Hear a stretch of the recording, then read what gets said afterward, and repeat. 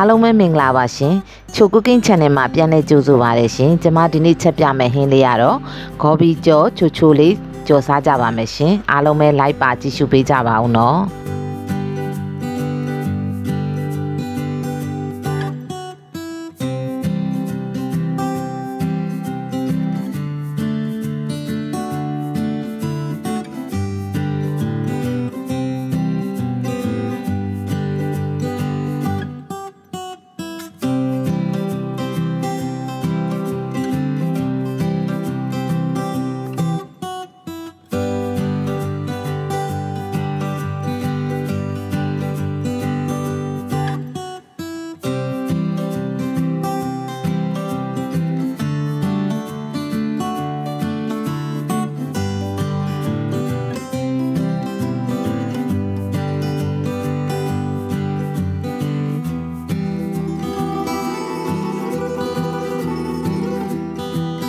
ဟုတ်ကဲ့အရင်ဆုံးအိုးပူလာပြီဆိုရင်တော့စီထည့်ပါမယ်ရှင်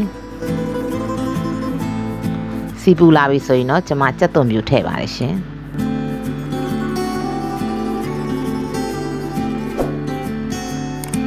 ကြက်သွန်ပြူလေးတွေအနံလေးမှုေးလာပြီ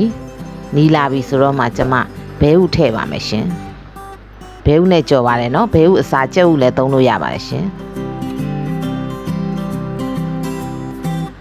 ဘဲဥအရင်လည်းမမှုေးဘူးပေါ့နော်အဖက်ကလေးတွေဖြစ်အောင်လို့နည်းနည်းလေးထားပေးရပါမယ်ရှင်ဟုတ်ကဲ့ပြီးသွားရင်တော့ကျွန်မဂေါ်ဘီလေးထည့်ပါတယ်ရှင်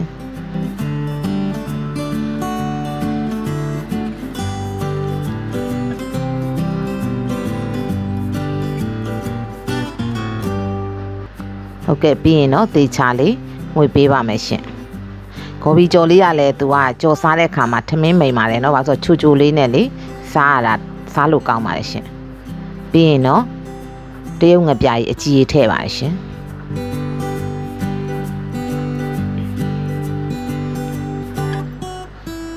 ပြီးရင်အနောက်ရည်ထည့်ပါမယ်ရှင်ကျမကတော့တရုတ်ငပြားရုပ် ABC သုံးပါတယ်ရှင်ပြီးရင်တော့ခရူးစီထည့်ပါမယ်ရှင်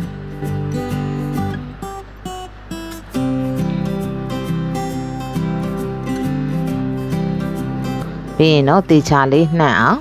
မှုေးပေးပါမယ်ရှင်ဒီဂေါ်ဘီကြော်လေးဆိုရင်တော့ငပိချက်ကလေးနဲ့တွဲစားရင်အင်မတန်စားကောင်းပါတယ်ရှင်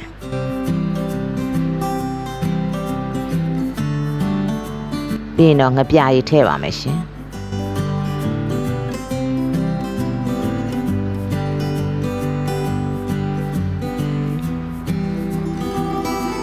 ပြီးရင်တော့အချိုမှုတ်ကလေးထည့်ပါမယ်ရှင်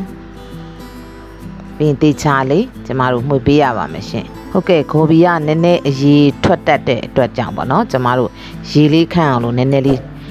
အချိန်ကြာလေးနည်းနည်းတည်ရပါမယ်ရှင်ကျမတို့အရေနည်းနည်းလေးထားပါတယ်ရှင်ဘာလို့အရေလေးအဲ့အရေလေးကိုစမ်းစားရတာကြိုက်တဲ့အတွက်ပေါ့နော်တငယ်ချင်းတို့ကတော့မကြိုက်ရင်တော့အရေလေးခန့်အောင်တည်ပေါ့နော်ကျမကတော့နည်းနည်းလေးအရေလေးကြိုက်တဲ့အတွက်အရေနည်းနည်းလေးတော့ထားပါတယ်ရှင်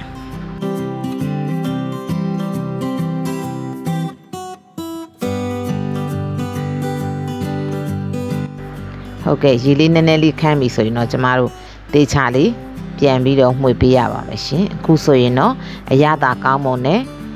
စားလို့လဲချိုလေးနဲ့စားလို့ကောင်းတဲ့ဂေါ်ဘီကြော်တစ်ခွက်ရပါပြီရှင်ဟုတ်ကဲ့အခုလိုကျမရဲ့ဗီဒီယိုလေးကိုအဆုံးထိပြီးအောင်ကြည့်ရှုပေးတဲ့တယောက်ချင်းစီတိုင်းကိုအထူးပဲကျေးဇူးတင်ရှိပါတယ်ရှင်ကျမရဲ့ဗီဒီယိုလေးကိုကြည့်ရှုခြင်းနဲ့ဆိုရင်တော့ like and subscribe လေးလုပ်ပြီးတော့အားပေးခဲ့ကြပါအောင်နော်